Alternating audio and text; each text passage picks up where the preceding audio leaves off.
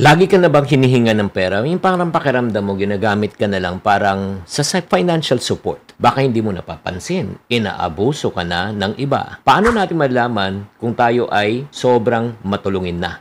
Videos that will make you wealthy and debt-free.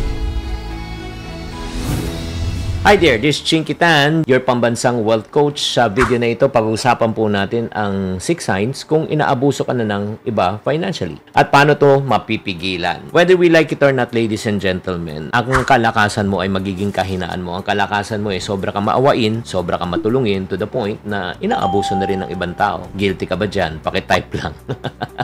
So ngayon, paano natin malalaman kung talaga tayo ay naaabuso na hindi mo napapansin? Sign number 1, ikaw laging sumasagot ng gastos kahit hindi mo responsibilidad. Relate? Nako, kapatid, delikado na yan. Yung parang ikaw na nagpabayad ng pagkain, pamasahe, bills, di ba? Hindi sila nag-aalok na mag-share man lang o magbayad. Tuwing dumarating ang bill, tumatalikod. Pakiramdam mo na ikaw na talaga ang ATM ng grupo o ng pamilya. Alam mo, ito lang po ang sabihin ko po sa inyo. Real talk lang po tayo. Ang generosity po ay ini-encourage po natin. Pero hindi dapat ikaw na lang ang taya. That's sign number 1. Sign number 2, laging nangihiram ng pera pero hindi nagbabayad. Ang press release, hiram. Pero ang reality, hingi. Diba? Hindi na nagbabayad. Diba? Nakakalimutan na. O pag ang sagot, parati pag sinisingil mo, wala pang budget. Alam mo, parati ko na lang na nilalapitan para mautangan, hindi sila gumagawa ng paraan, 'di ba? Para mag-effort man lang magbayad kahit konti, 'di ba? Kapag sinisingil mo, sila pa ang galit. Naku, kung paulit-ulit na nangyayari 'yan. You're being used, my friend. Number 3 sign, nako, nagagalit on nagmanipula kapag hindi ka nagbibigay. Oh, yung parang bigla na lang gumagawa ng drama. Tapos sabi niya na wala kang debt of gratitude or utang na loob. Di ba? Parang yung parang pinapaalala sa'yo nung tumulong siya sa'yo, nung batang-bata ka pa, siya naglagay ng diaper, di ba? Or let's say naman, siya talaga ang tumulong sa'yo nung nag-aaral ka. Ginagamit nila yung guilt tip tactics, no? Yung parang hindi na natatapos ang pagbabayad ng utang na loob. Yung pakiramdam mo na napakasama mo pag hindi ka nagpahiram. Di ba? Parang sa 10 beses, 9 na beses mong tinulungan, sa 10 beses na talagang medyo gipit ka, di ba? Ang sama-sama mo na, ang damot-damot mo na, makasarili ka na. Alam mo, ito lang, ang tunay na nangangailangan, kailangan marunong rin rumispeto sa desisyon ng iba. Kaya tatanungin kita, Unfactor, Efren, Christopher, at saka Laila.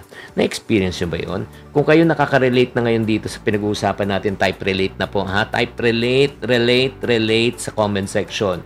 Sign number 4 po na ikaw ay nga nagagamit na, inaabuso na, ikaw ang laging sandalan pag wala ng matakbuhan. Diba? Alam mo, sa totoo lang, in a relationship, it should be give and take. Win-win siya, hindi dapat one-sided. Diba? Again, pag may emergency, ikaw. Pag walang diaper, ikaw. Pag walang gatas, ikaw. Diba? Pag tayo naman ang nangangailangan, diba? Hindi sila available, busy sila. Diba? Ang hirap humingi ng favor. Diba? Yung parang, yung pakiramdam mo na ginagamit ka lang dahil, yun nga, alam nilang hindi ka makatanggi. Ay nako, yung parang ito yung mga tinatawag nating user-friendly people. Friendly lang sila pag may use ka. Sign number 5, na ikaw ay nagagamit na at inaabuso na ng iba, ginagamit ang relasyon o emotion para humingi ng pera. Yung ginagamit nila yung pagmamahal, pagkakamag-anak, pagkakaibigan, di ba? Para makahingi ng pera or let's say, makadilensya. Nako, red flag na yan. Ito lang lalo na ito lang shout out lang sa mga in relationship. Kung girlfriend mo, boyfriend mo, humingi ng tulong once, okay, di ba? Pero kung paulit-ulit na lang yan, friend, ingat-ingat, baka sugar mommy ka na o sugar daddy ka na hindi mo alam, di ba? At sinasabi nila, kung mahal mo talaga ako, tutulungan mo ako. Next naman. Ginagamit nila yung awa talaga. Alam mo, guys, if that is the current status of your relationship, you're not going to a good direction. Lalo siyang lalala pag kayo na ang magkasama. Alam mo, ang tunay ng pagmamahal at pagkakaibigan ay hindi nasusukat sa pera. At saka at the same time, hindi kung ano ang makukuha mo sa relasyon, pero kung ano ang maibibigay mo. Next naman. And last but not the least, yung sign na ikaw ay naaabuso na financially, yung wala kang ipon. Dahil parati mong inuuna ang iba. Diba? Alam mo, bigay ka ng bigay, lalo ng mga kababayan nating OFW at mga breadwinners, yung ultimately, pag ikaw na ang tumanda, ikaw na nangangailangan, wala nang tutulong sa'yo, na parang basahan ka, diba? Na, yun nga, after being used and abused, wala na. Nasa tabi ka na lang. Alam mo, ito lang mga ka-friendship ha. Okay lang na tumulong sa iba, pero mag-iwan ka rin para sa sarili mo. Diba? Okay lang na maging mapagbigay, pero isipin mo rin ang kinabukasan mo. Ang pagiging mabait at mapagbigay ay maganda, pero hindi mo kailangang isakripisyo ang kinabukasan mo para lang sa iba. Ay, nako. Alam nyo, napakahirap tong usapin na ito. Kailangan pag-usapan. Kaya nga, based on the 6 signs, ano tong sign number 1? Ikaw na lang sumasagot. Lagi ikaw na lang hinihingan ng pera, di ba? Pero hindi nagbabayad, di ba?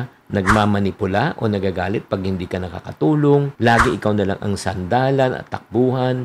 Ginagamit ang relationship and emotion to get more. At wala ka nang naiipon sa sarili. Alam mo, friendship if you are guilty from 3 to 6, you are in a dangerous zone, kapatid. Ang pagtulong sa iba ay dapat bukal sa loob, hindi sa pilitan, di ba? Hindi lang dahil sa guilt. Ang sarap tumulong pagka galing sa iyong kalooban, pero napakahirap tumulong pag alam mo ikaw na ay namamanipula. Kaya nga, friendship, ikaw, anong experience mo based sa sinabi ko? Ano yung na-realize mo? Pakitype na lang sa kwento. Mo na lang sa comment section para mabasa rin po namin. Mas maganda kung mas mahaba. Kaya kung ano pang gusto mo matutunan, kung gusto mo matutunan sa mga pera, di ba, sa mga diskarte, nako, huwag na huwag kayong mag-miss ng episode po natin dito sa YouTube channel. Para sa mga loyal subscribers at saka mga members po natin sa YouTube, nako, bibigyan ka pa namin ng mas magagandang episode, no?